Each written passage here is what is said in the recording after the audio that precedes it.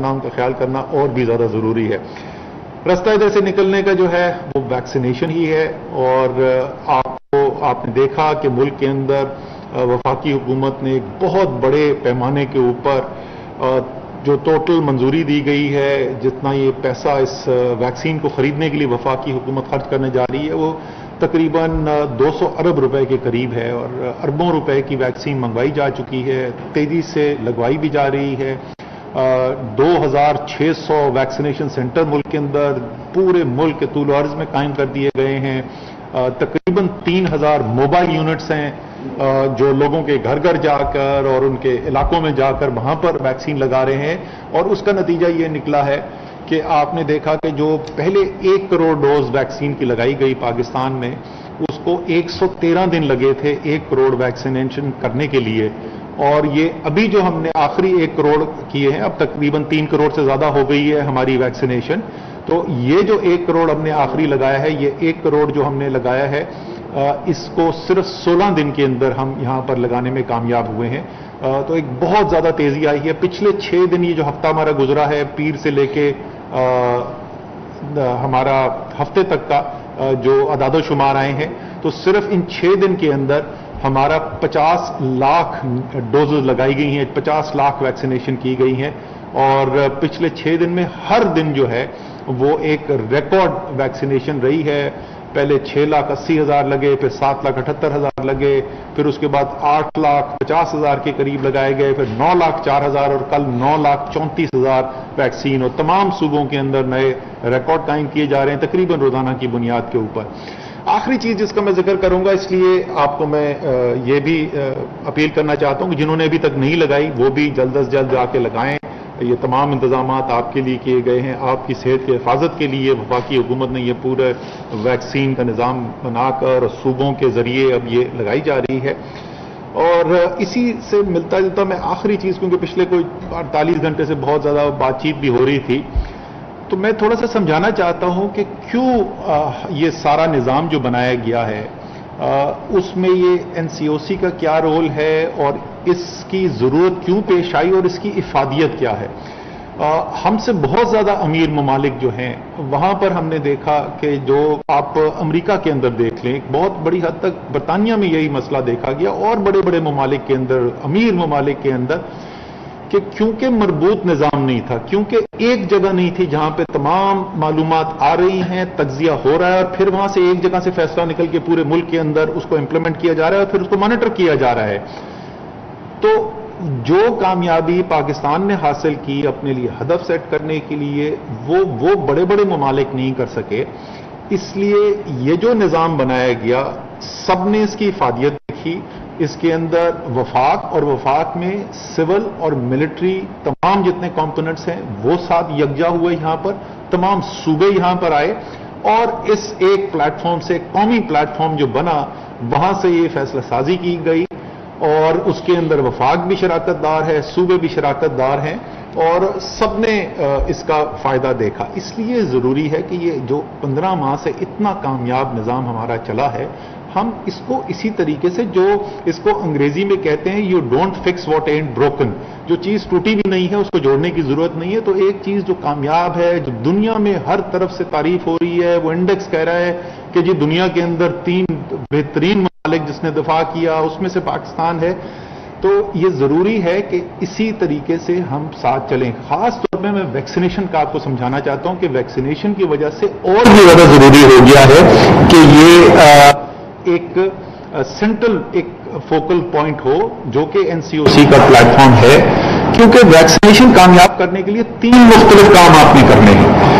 آپ نے ایک طرف لوگوں کو ترغیب دینی ہے اور ان کو کہنا ہے کہ آپ ویکسین لگانے کے لیے آئیں، یہ پہلا اس کا حصہ ہے کامیابی کا. دوسرا اس کا حصہ یہ ہے کہ اتنی تعداد میں ویکسین آپ خرید کر ملک کے اندر لائیں تاکہ وہ لوگ جو ویکسین لگوانے کے لیے آئیں ان کے لیے وافر مقدار کے اندر ویکسین دستیاب ہو اور اس میں کوئی کمی نہ نظر آئے. اور تیسرا حصہ وہ ہے کہ وہ ڈسٹریبیوشن سسٹم، وہ نظام جس کے ذریعے یہ ویکسین لوگوں کو لگائی جائے گی، وہ ویکسینیشن سینٹر اور موبائل ویکسینیشن یونٹ جن کا میں نے آپ کو ذکر کیا، وہ 3. اب یہ تمام اگر آپ کے پاس معلومات نہیں ہیں، अगर आपको ये नहीं पता कि आज मेरे पास वैक्सीन इन्वेंट्री कितनी है और पूरे मुल्क के लिए, और कल मैं कितनी खरीदने जा रहा हूं, मेरे पास 3 हफ्ते के बाद कितनी आएगी, मेरे पास 6 हफ्ते के बाद कितनी आएगी, तो आपको नहीं पता मैंने किस रफ्तार से आगे, तेजी से आगे बढ़ाना है।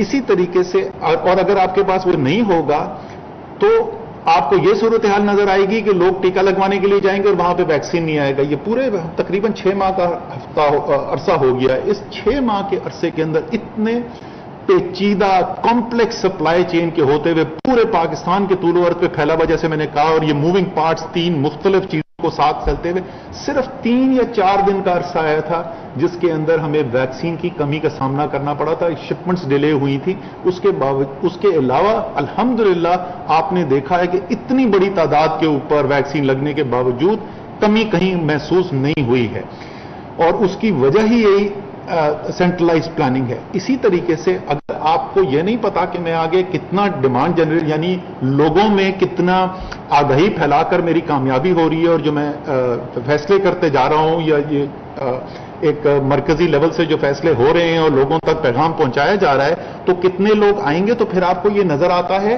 कि बहुत बड़ी तादाद में लोग वैक्सीनेशन सेंटर पहुंच गए, उनको वहां पे जगह नहीं मिल रही। अब घंटों घंटों उनको इंतजार करना पड़ रहा है। इसलिए तमाम चीज को जब तक एक सेंट्रलाइज अथॉरिटी पूरी इन तीनों पहलू को सामने रखते हुए फैसला साजी ना करे, तो आपके लिए, अवाम के लिए मुश्किलात पैदा होती हैं। तो वबा के फैलाव को रोकने के लिए भी, जैसे मैंने पहले बताया कि जिस कामयाबी से, क्योंकि ये वबा जो है ये बॉर्डर नहीं देखती, इस वबा को ये नहीं पता कि कहां खैबर पख्तूनख्वा खत्म हो रहा है और कहां पंजाब शुरू हो रहा है, इसको ये नहीं नजर आता कि सिंध किधर खत्म हो रहा है, बलूचिस्तान किधर शुरू हो रहा है।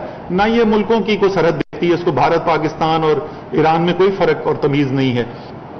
तो इसलिए ये जरूरी है कि एक ऐसी चीज जो पाकिस्तान के हर हिस्से को असरअंदाज कर सकती है, और पाकिस्तान जुड़ा हुआ है तमाम बाकी दुनिया के ममालिक के साथ भी।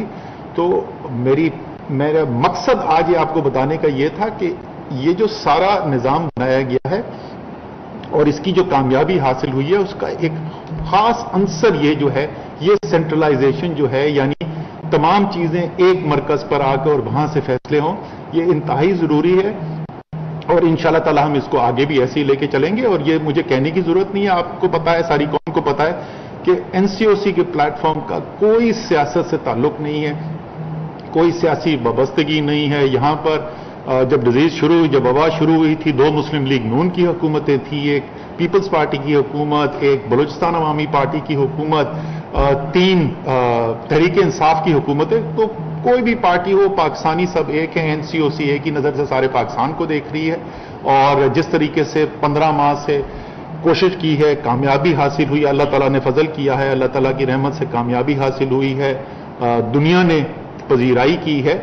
इंशाअल्लाह ताला अगर इसी फॉर्मूला के तहत हम चलते रहेंगे तो मजीद आगे भी कामयाबी हासिल होगी। अब मैं जरा फैसल सुल्तान से दरखास्त करूंगा कि आपको जो वबा की सूरत हाल है, अस्पतालों में क्या हो रहा है, उसकी जरा तफसील बताएं। बहुत शुक्रिया जी।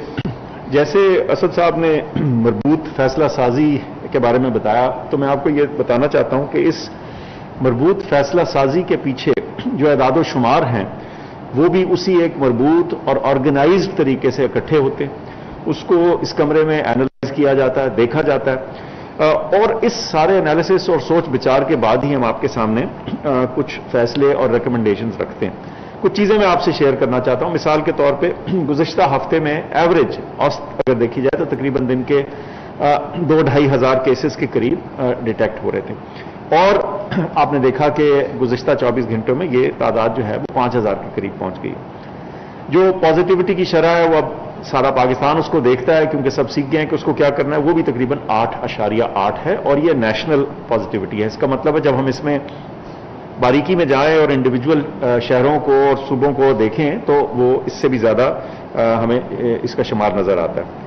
अब इस पॉजिटिविटी के बाद जो बहुत अहम चीज है, और फिर से मैं आपको मेंशन करूंगा कि ये चूंकि आदाद शुमार यहां एक जगह पे आके दिखते हैं और प्रोविंस वाइज होते हैं, शहर के हिसाब से होते हैं, तो हमें हर जगह की सूरत हाल बड़े वाज़ेह तौर पर नजर आ रही होती है। और 1-2 चीजें मैं आपके सामने रखना चाहता हूं। गुज़िश्ता चंद दिनों में जो औसत फिगर है तकरीबन डेली एडमिशंस की, यानी हर रोज कितने ऐसे मरीज हैं जो कोरोना वायरस की वबा लेके, बीमारी लेकर अस्पतालों में दाखिले के लिए पहुंचते हैं, उनकी तादाद तकरीबन 480 से 500 के करीब पहुंच चुकी है। और अगर ये देखें कि उनमें से रोजाना के बेसिस पे किसी एक वक्त पे कितने लोग अस्पताल में क्रिटिकल केयर में दाखिल होते हैं, यानी जिनको ऑक्सीजन की या वेंटिलेटर की जरूरत पड़ रही होती है, तो वो तकरीबन 3200 के करीब है। इससे ये चीज वाज़ेह होती है कि ना सिर्फ के बीमारी बढ़ी है, ये चौथी वेव जो है कोरोना वायरस की, ये वाज़ेह तौर पर हमारे सामने, हम उसके थ्रू गुजर रहे हैं, लेकिन उसके साथ साथ जो वो दबाव डाल रही है हेल्थ केयर सिस्टम पे, वो भी बड़ा वाज़ेह है। ये दबाव इस वक्त बहुत क्लियरली आपको कराची में तो नजर आ रहा है, 55% के करीब जो क्रिटिकल केयर के बेड्स हैं वो ऑक्यूपाइड हैं, और उसमें इजाफे की भी कोशिश की जा रही है, लेकिन जो मौजूदा फिगर है उसके मुताबिक तकरीबन आधे जो हैं उसमें से उस पर लोग मौजूद हैं। लेकिन उसके अलावा ये दबाव दीगर शहरों में भी नजर आ रहा है, मिसाल के तौर पर एबटाबाद में, इस्लामाबाद में और दीगर। इसी सूरत में और इसी पस मंजर में, जैसे असद साहब ने कहा कि हम कौमी लीडरशिप के साथ कल इस पर मजीद मशावरत करेंगे और कुछ आगे की गुजारिशात और सिफारिशात पेश करेंगे ताकि हम इस वबा का मुंह मोड़ सकें, रुख मोड़ सकें। आखिर में वैक्सीन का जिक्र असद साहब ने बहुत डिटेल में बता दिया, मैं सिर्फ आपको इतना बताता चलूं कि वाज़ेह तौर पे जो हमारे यहां वैक्सीन लग रही हैं अदाद शुमार के मुताबिक, अगेन यहां एक प्लेटफॉर्म पे तमाम अदाद शुमार इकट्ठे करने का फायदा यह है कि हमें लाखों नहीं बल्कि करोड़ों लोगों को लगी हुई वैक्सीन, और जो बीच में से अगर केसेस होते हैं अनवैक्सीनेटेड लोगों में, या जो चंद केसेस वैक्सीनेटेड में भी हो जाए, तो उसके अदाद शुमार हमारे सामने आ जाते हैं। और मैं आपको बताते हुए मुझे खुशी है कि कम से कम 1/10 का फर्क है, यानी अगर आपने वैक्सीन लगाई है तो आपको बीमारी होने का जो रिस्क है वो कम से कम 10 गुना कम हो जाता है। तो ये सारी चीजें एक ही तरफ को पॉइंट करती हैं कि हम वो तमाम जो हिफाजती इक़दामात हैं, मास्क का पहना, थोड़ा फासला रखना, कमरों का हवादार रखना जाना, और उसके साथ साथ वैक्सीन को लगवाना जो है, ये वही तरीकाकार है जिसके जरिए हम मुकम्मल तौर पर इंशाअल्लाह इस चौथी वेव से भी निकल पाएंगे। आपकी ताउन का और आपकी तवज्जो का बहुत शुक्रिया।